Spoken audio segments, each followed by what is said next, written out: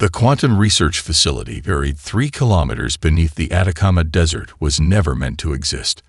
Most of the world believed it was just another geological research station, a sterile collection of prefabricated buildings and communication arrays scattered across the most isolated desert on Earth. Only a handful of people knew the truth. Dr. Aisha Khalid wasn't sleeping. She hadn't slept properly in 436 days, not since her daughter Zora's diagnosis. The medical hologram had been brutally clinical: quantum entanglement syndrome, a genetic mutation so rare that only 7 cases had been documented in human history. Each of those cases had ended the same way: total cellular collapse within 18 months. Her workstation looked like a nightmare of technological desperation. Salvaged particle accelerator components from 3 different continents were jury-rigged together, with custom neural network interfaces, quantum resonance modulators, each worth more than most countries' annual research budgets, were connected by a web of superconducting cables that seemed to defy traditional engineering logic. Dr. Khalid, external quantum stability is approaching critical threshold, the facility's AI assistant warned. Its voice was deliberately modulated to sound calm, but Aisha could detect the underlying algorithmic tension. She understood what was at stake better than anyone. This wasn't just another scientific experiment. This was her last hope. The mutation in Zora's genome was unlike anything medical science had previously encountered. It wasn't just a genetic disorder. It was a quantum-level disruption that was literally unraveling her daughter's cellular structure. Traditional treatments had failed. Experimental therapies had been worse than the disease itself. Aisha's background made her uniquely qualified for this impossible task. A quantum geneticist with dual doctorates from MIT and CERN, she had spent her entire career studying the razor's edge between quantum mechanics and biological systems. Her controversial research had been repeatedly dismissed, defunded, and ridiculed by the scientific establishment. Now, everything depended on a theory so radical that it made her previous work look like conventional science. The quantum pulse generator, her final, desperate creation, was based on a revolutionary concept. What if cellular degradation could be temporarily suspended by creating a localized quantum stasis field? What if you could literally pause the destructive quantum interactions at the cellular level? Her colleagues would have called it madness. Her research supervisors would have terminated her funding years ago, but they weren't watching their child slowly disintegrate at the quantum level. Initiating quantum resonance sequence, the AI announced. The laboratory's environment began to change. Specialized quantum dampening fields activated, creating a hypersensitive interference pattern that would capture even the most minute quantum fluctuations. Superconducting coils hummed with energy that seemed to vibrate between electrical current and pure potential. Aisha's hands moved with a surgeon's precision. Each adjustment was a calculated risk. Each calibration a potential breakthrough or catastrophic failure. The holographic displays around her workstation showed cascading quantum probability matrices that would have looked like incomprehensible chaos to any other observer. But she saw something else. Patterns. Possibilities. A potential solution. The first pulse was accidental. A momentary surge of energy that wasn't part of the planned sequence. For precisely 3.7 seconds, every quantum interaction within the facility came to a complete, perfect halt. Dust motes suspended in midair. The blinking cursor on her computer screen froze mid-pixel.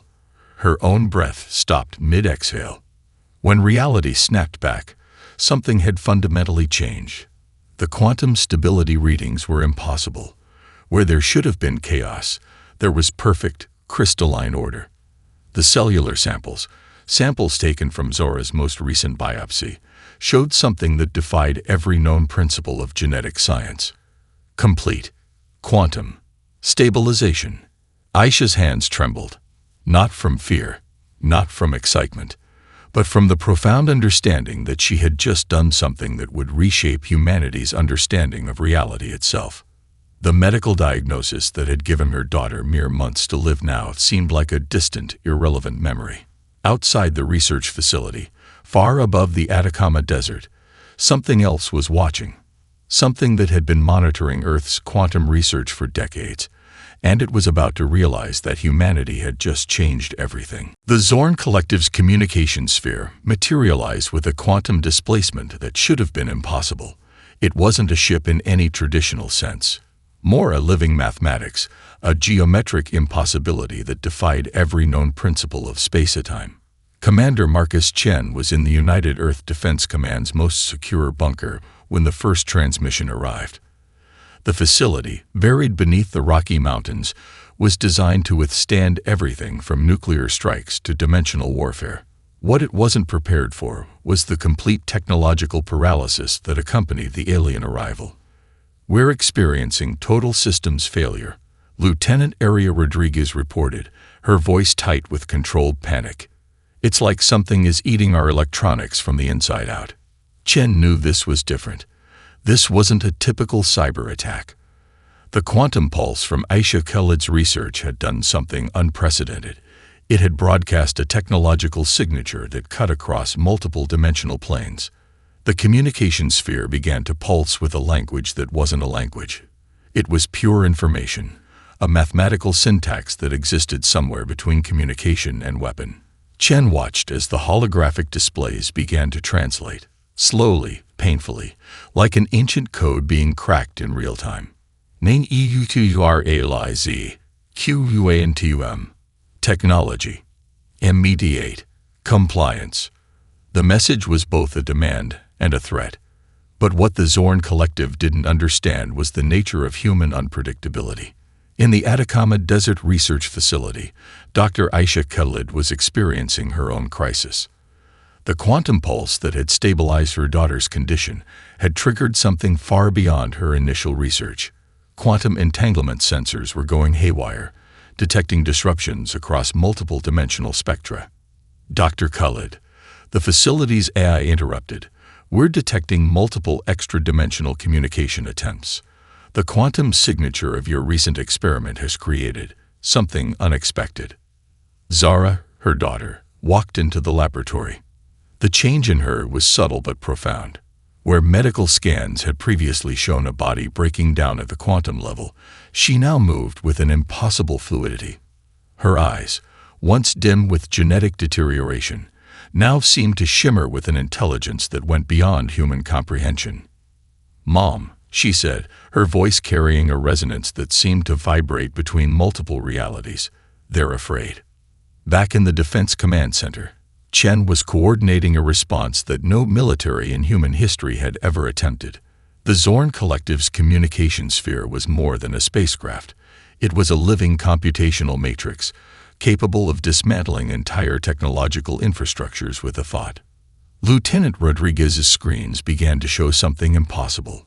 The alien communication was being parsed, analyzed, and partially understood, not through traditional computational methods, but through a quantum resonance pattern that mirrored Aisha's original research.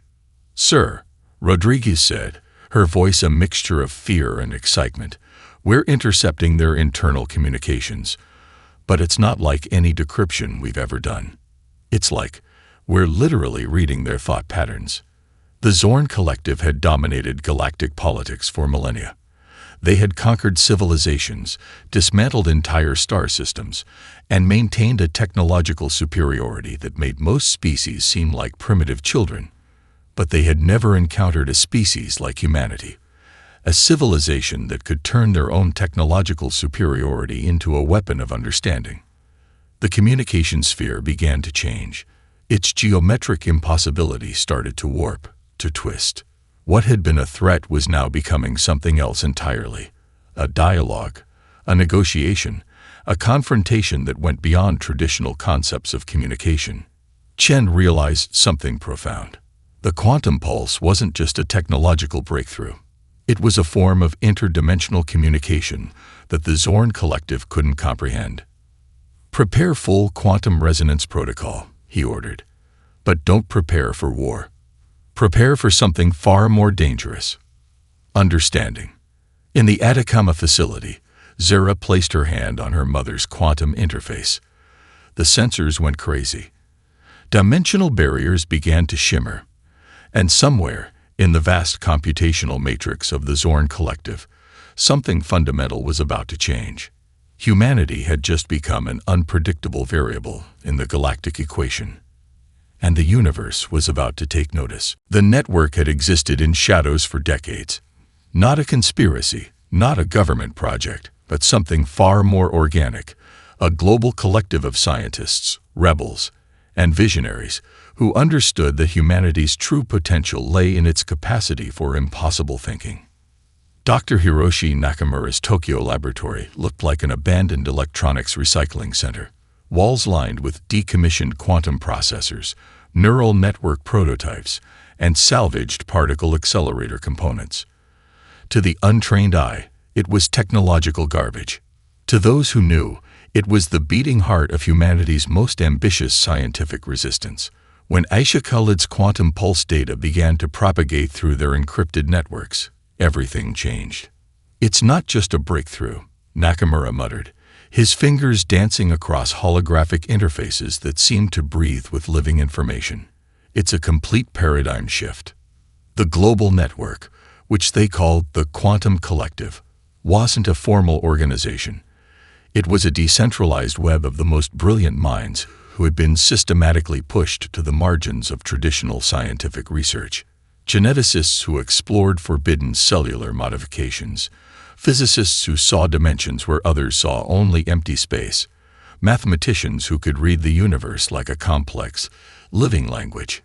In a basement laboratory in Sao Paulo, Dr. Elena Rodriguez was experiencing her own quantum revelation.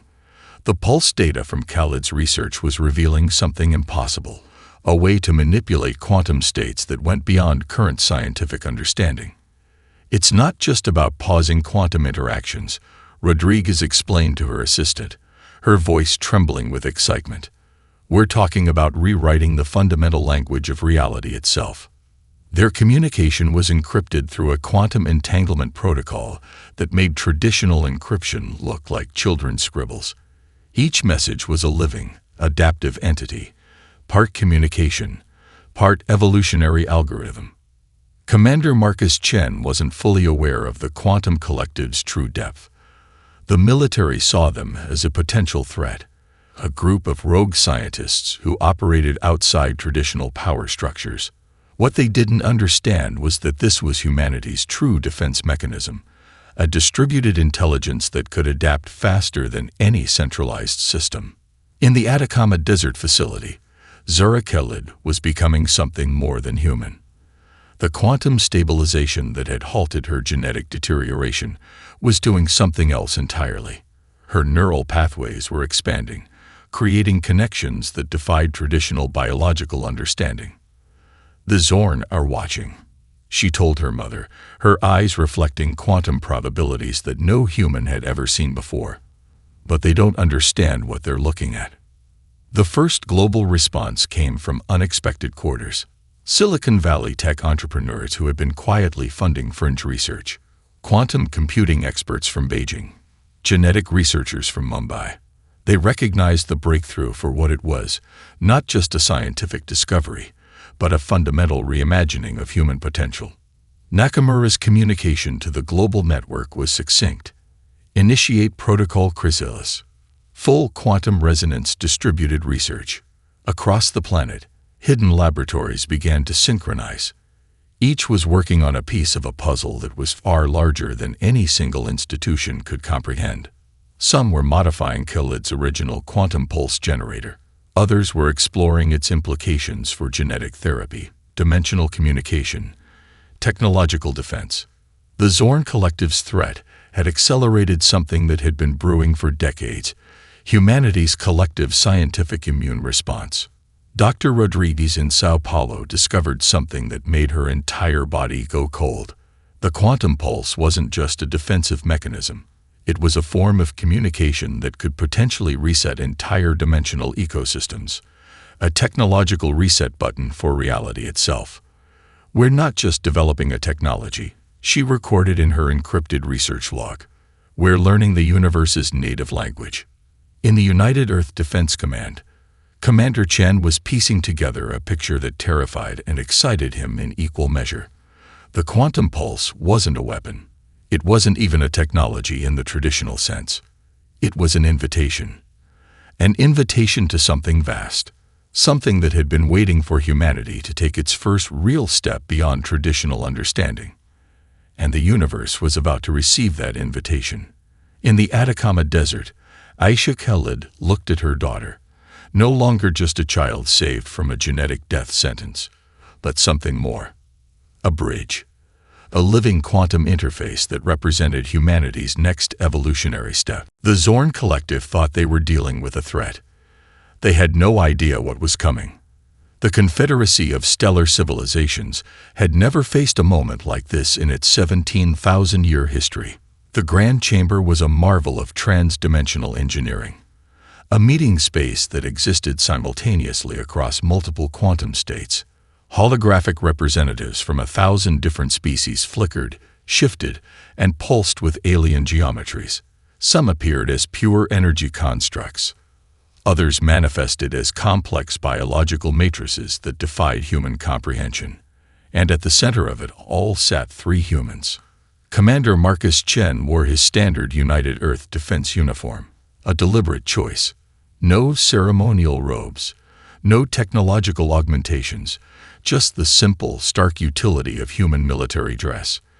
To his left sat Dr. Aisha Khalid, her quantum research data projected as a living, breathing holographic ecosystem around her. To his right, her daughter Zora, who was no longer entirely human in any conventional sense. The archon of the Zorn Collective materialized first, a fractal intelligence that existed somewhere between pure mathematics and sentient energy. Its communication was a series of quantum cascades that would have driven a normal human mind into complete breakdown. Expilane. QUANTUM. Disruption. The translation algorithms struggled. What came through was less a sentence and more an existential demand. Commander Chen understood something the alien civilizations did not. This wasn't going to be a traditional diplomatic encounter. This was going to be a demonstration. Dr. Khalid's quantum pulse generator, now miniaturized and integrated into a seemingly simple presentation device, began to pulse.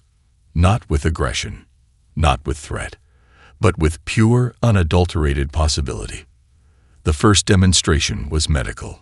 Holographic reconstruction showed Zora's impossible healing, a complete cellular regeneration that violated every known principle of genetic science. Where other species saw medical technology as a series of interventions, humans had turned it into a conversation with the fundamental fabric of reality. The Cloraxian representatives, energy beings composed of pure electromagnetic potential, began to vibrate with what could only be described as technological anxiety. Their quantum sensing arrays were going haywire. Your technology disrupts quantum stability across multiple dimensional planes, translated the Confederacy's Universal Communication Matrix. This is a violation of Galactic Statute 7412. Interdimensional technological nonproliferation. Zara stood. And when she moved, reality seemed to ripple around her. Statute 7412 assumes technology is something you deploy, she said, her voice carrying harmonics that seemed to exist in multiple frequencies simultaneously. We're not deploying technology. We're having a conversation. The chamber went silent. Not the silence of tension. The silence of complete incomprehension. Commander Chen took over. His presentation was brutally simple. Using quantum pulse technology, he demonstrated how humanity could pause ongoing dimensional conflicts, stabilize quantum-degraded ecosystems, regenerate cellular structures across multiple species, create communication bridges through quantum entanglement. What the alien civilizations saw as a weapon, humans presented as a tool of unprecedented healing and communication. The Zorn Collective's representative, a being that had conquered entire star systems, began to fragment, not physically, computationally. Its rigid, hierarchical thought processes were encountering something it could not categorize or control. Unpredictability. Dr. Khalid's final demonstration was the most shocking. She showed how the quantum pulse could be used to communicate, not just between humans, but potentially with the universe itself. It wasn't technology. It was a language, a way of understanding that went beyond traditional computational models. "We're not asking for permission," Commander Chen said quietly. "We're inviting collaboration." The Galaxian representatives began to pulse with what could only be described as excitement. The Zorn Collective's computational matrix started to reconfigure itself. Other alien civilizations leaned forward, their holographic representations vibrating with a mixture of terror and fascination. Humanity had just rewritten the rules of galactic interaction. Not through conquest, not through superior firepower, but through the most dangerous weapon in the universe: pure, uncontrollable human potential. The conflict had been raging for millennia before humanity even knew it existed. Deep in the quantum archives recovered from the Confederacy of Stellar Civilizations, Dr. Elena Rodriguez discovered the true horror of galactic history. This wasn't a war fought with traditional weapons. It was a conflict that consumed entire dimensional ecosystems, where civilizations were erased not through physical destruction, but through quantum destabilization. The Void Architects, a species so ancient they predated most known galactic records, had been waging a systematic campaign of dimensional warfare. Their technology didn't just destroy civilizations. It unraveled the very fabric of reality that those civilizations existed within. Rodriguez's research facility in Sao Paulo became ground zero for humanity's most ambitious project yet. Using the quantum pulse technology developed by Aisha Khalid, they were learning to read the scars left behind by this millennia-long conflict. "It's not destruction," Rodriguez explained to her team, her fingers tracing holographic representations of dimensional wounds. "It's more like dimensional trauma. Entire realities have been systematically attacked, their quantum foundations literally torn apart." Zara Khalid stood at the center of the research facility, her presence itself a quantum anomaly. Where other researchers saw data, she saw living information.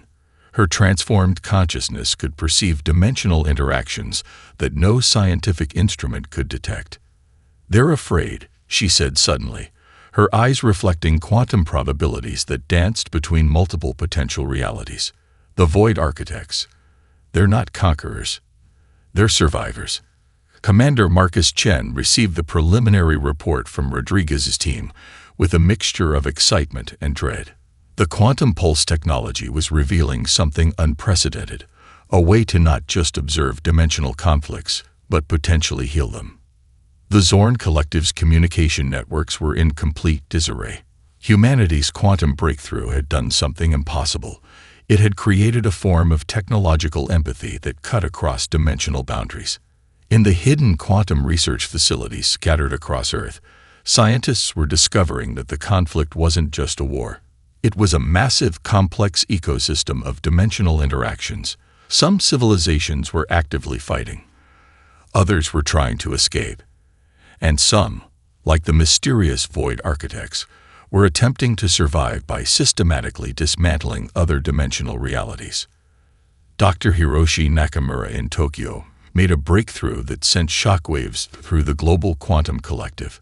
The quantum pulse wasn't just a technological tool. It was a form of dimensional communication. "We're not just observing," Nakamura recorded in his encrypted research log. "We're translating. The universe has a language, and we're finally learning how to speak it." The first practical demonstration came unexpectedly. A small dimensional ecosystem, barely the size of a solar system, was about to be systematically dismantled by the Void Architects. Humanity's quantum pulse generator, now a sophisticated network of interconnected research stations, created something unprecedented. A dimensional shield, but not a shield in any traditional sense. It was a quantum conversation. The Void Architect's dimensional dismantling technology encountered something it had never experienced before. Instead of resistance, it found communication. Instead of conflict, it discovered understanding. Zara Khalid stood at the epicenter of the dimensional interaction. Her transformed consciousness became a living bridge, translating the complex quantum interactions into something resembling communication. "They're running," she explained to her mother and Commander Chen. "Not attacking. Running from something even they fear." The implications were staggering. The millennia-long dimensional conflict wasn't a war. It was a massive, complex survival mechanism. Civilizations weren't being destroyed. They were being restructured, transformed. Rodriguez's team discovered something that changed everything. The quantum pulse technology could do more than observe or shield. It could heal dimensional ecosystems, restore quantum foundations that had been systematically attacked over millennia. Commander Chen understood the true nature of the breakthrough. This wasn't about military superiority. This was about understanding, about finding a way to communicate with the most fundamental levels of reality itself. The Zorn Collective watched in growing terror and fascination. Humanity had done something impossible. They had turned dimensional warfare into a conversation, and the universe was finally ready to listen. The attack came without warning, but nothing about it was traditional. A rogue faction of the Zorn Collective, those who refused to accept the new dimensional paradigm, launched what they believed would be a total technological annihilation of Earth. Their arsenal was beyond conventional comprehension. Quantum disruptors that could unravel molecular bonds, dimensional warfare algorithms designed to systematically erase technological infrastructure. What they didn't understand was that humanity had already rewritten the rules of technological engagement. Commander Marcus Chen watched from the United Earth Defense Command's primary quantum resonance chamber. This wasn't a war room. It was something far more complex, a living, adaptive technological ecosystem that responded to threats like a biological immune system. Dr. Aisha Khalid's quantum pulse generator had evolved. What had begun as a desperate attempt to save her daughter had become a global, dimensional defense mechanism. The first wave of Zorn attacks hit Earth's orbital defenses. Traditional systems would have been instantly obliterated. Instead, something extraordinary happened.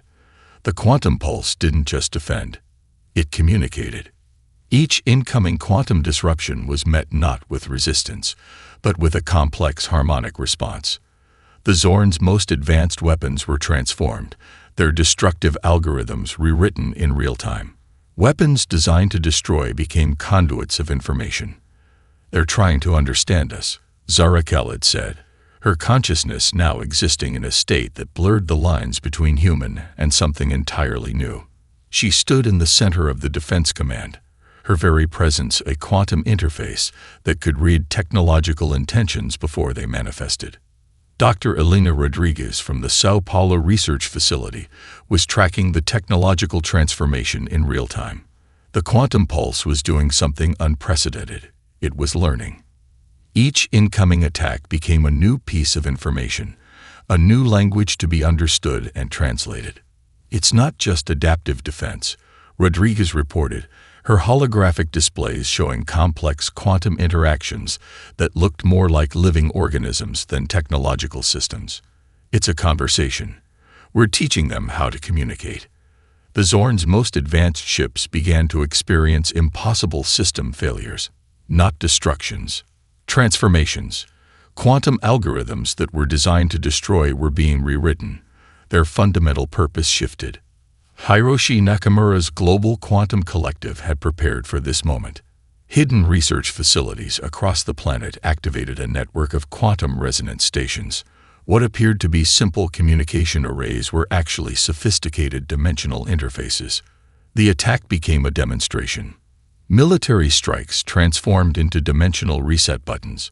The Zorn's most sophisticated technological weapons became tools of negotiation. Each quantum interaction was a potential bridge, each disruption a chance for understanding.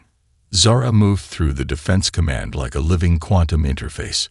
Where she walked, technology responded. Computational systems reconfigured themselves. Quantum probability matrices shifted and danced. "They're not just attacking," she said, her voice carrying harmonics that existed in multiple frequencies. "They're afraid. They're trying to communicate the only way they know how." Commander Chen understood something profound. This wasn't about military superiority. This was about technological evolution. The quantum pulse generators, now a global network of interconnected research stations, began to do something impossible. They weren't just defending. They were teaching. Each Zorn attack was met with a complex quantum response that did more than defend. It translated. It explained. It showed an entirely new way of technological interaction. Weapons became languages. Attacks became conversations. The rogue Zorn faction found themselves facing something they could not comprehend. Their most advanced technological systems were being systematically transformed, not destroyed, reimagined. Dr. Rodriguez's final analysis was both terrifying and beautiful. Humanity had discovered something fundamental about technological conflict. It wasn't about superiority. It was about communication. The quantum pulse was teaching the universe how to have a conversation, and the universe was finally learning how to listen. As the last of the Zorn attack waves dissipated, something extraordinary remained. Not destruction, not defeat. A bridge, a new way of understanding. Humanity had just rewritten the rules of technological engagement, and the cosmos would never be the same. 17 minutes and 43 seconds. That's how long humanity pressed the pause button on reality itself. The quantum networks that Dr. Aisha Khalid had first developed in a desperate attempt to save her daughter now spanned multiple dimensional planes. What began as a medical breakthrough had become something far more profound. A technological mechanism that could literally suspend the fundamental interactions of the universe. The confederacy of stellar civilizations watched in absolute terror and wonder. Zara Khalid stood at the epicenter of the dimensional reset, her consciousness no longer confined to traditional human perception. She was a living quantum interface, a bridge between what was and what could be. Her very existence challenged every known principle of biological and dimensional science. It's not a weapon, she explained to the assembled galactic representatives. It's a conversation. The pause wasn't a simple technological interruption. It was a complex, multidimensional communication that touched the very foundations of existence. Weapons froze mid-trajectory. Quantum drives suspended. Communication networks collapsed into perfect, crystalline stillness. Entire star systems hung suspended, their molecular interactions paused in a moment of absolute potential. Dr. Elena Rodriguez from the Sao Paulo Research Facility had been preparing for this moment her entire career. Her team had discovered something extraordinary about the quantum pause. It wasn't just a technological intervention. It was a form of dimensional healing. Conflicts that had raged for millennia found themselves reset, not erased, not destroyed, but given a moment to reconsider. The void architects, those ancient dimensional manipulators who had been systematically dismantling entire realities, discovered something impossible. Their most fundamental technologies were being transformed, their destructive algorithms rewritten in real time. Commander Marcus Chen understood the true nature of the intervention. This wasn't about military superiority. This was about giving the universe a moment to breathe. Hiroshi Nakamura's Global Quantum Collective had been tracking the dimensional interactions. Their networks showed something unprecedented. The pause wasn't just a suspension of physical interactions. It was a complex communication protocol that touched the most fundamental levels of reality. "We're not stopping anything," Nakamura reported to the Global Research Network. "We're creating space for understanding." The Zorn Collective's computational matrices began to fragment and reconstruct. Their most rigid technological systems encountered something they could not comprehend, a form of intervention that was neither attack nor defense, but pure potential. Each civilization caught in the pause experienced something unique. The silicon-based Cloraxian networks found their computational hierarchies dissolving, replaced by more fluid, adaptive systems. The energy-based civilizations of the Proxima clusters discovered communication pathways that transcended their traditional electromagnetic interactions. The Void architects encountered the first true resistance to their dimensional dismantling, not through force, but through a fundamental reimagining of their technological purpose. Zara moved through the dimensional pause like a living translation matrix. Where she walked, realities shifted. Quantum probabilities danced. The very fabric of existence seemed to respond to her presence. "They're learning," she said, her voice carrying harmonics that existed in multiple frequencies. Not just receiving information, actually learning. The 17 minutes and 43 seconds became something more than a technological intervention. It was a collective reset, a moment of universal recalibration. When reality snapped back, nothing was the same. Conflicts that had seemed insurmountable found themselves transformed. Technological systems that had been purely destructive began to show signs of adaptive communication. The most rigid dimensional boundaries became permeable, filled with potential. Dr. Rodriguez's final analysis was both terrifying and beautiful. Humanity had discovered something fundamental about dimensional conflict. It wasn't about winning. It was about creating space for understanding. Commander Chen looked at the galactic representatives, beings from 1,000 different civilizations, and saw something he had never expected. Hope. The universe had just been given a moment to reconsider everything it thought it knew, and humanity had pressed the reset button. The aftermath was nothing like anyone had anticipated. Humanity had not conquered. They had not destroyed. They had simply shown the universe how to have a conversation. The confederacy of stellar civilizations convened in a new type of gathering, no longer a diplomatic summit, but a collective exploration of potential. The holographic chamber was different now. Where once there were rigid hierarchies and defensive postures, now there was a fluid, adaptive space that seemed to breathe with possibility. Dr. Aisha Khalid stood at the center, no longer just a scientist, but a bridge between humanity's past and its extraordinary future. Her daughter Zara, now something far beyond human, yet still fundamentally connected to her origin, stood beside her. "We're not exceptional," Zara explained to the assembled representatives from 1,000 different civilizations. "We're just willing to listen." The quantum pulse technology had revealed something profound. The universe was not a collection of competing systems, but a complex, interconnected ecosystem of potential. Every civilization, every dimensional interaction, was part of a larger conversation that most had been too afraid to hear. Commander Marcus Chen presented the final report, not a military assessment, but a philosophical revelation. The quantum pause had done more than temporarily suspend conflicts. It had created a space for understanding that transcended traditional concepts of communication. The void architects, those ancient dimensional manipulators who had been systematically dismantling realities, were the first to truly transform.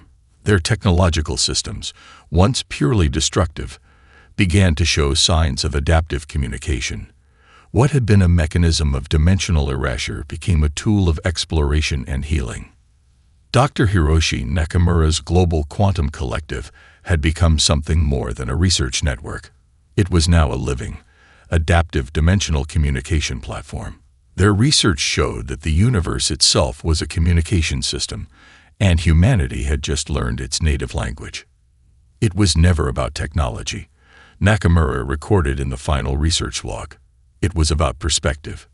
Dr. Elena Rodriguez's team in Sao Paulo discovered the most profound implication. The quantum pulse was not just a technological tool.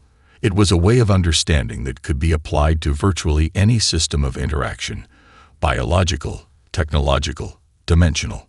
Zara Khalid became the living embodiment of this new understanding. Her consciousness existed in a state that defied traditional scientific classification. Part human, part quantum interface, part dimensional translator. She was a bridge between what was and what could be. The Zorn Collective's computational matrices, once the most rigid and hierarchical in the known universe, began to show unprecedented flexibility. Their most advanced systems were being rewritten, transformed by a fundamental understanding that rigid control was less effective than adaptive communication. Commander Chen understood the true nature of the breakthrough.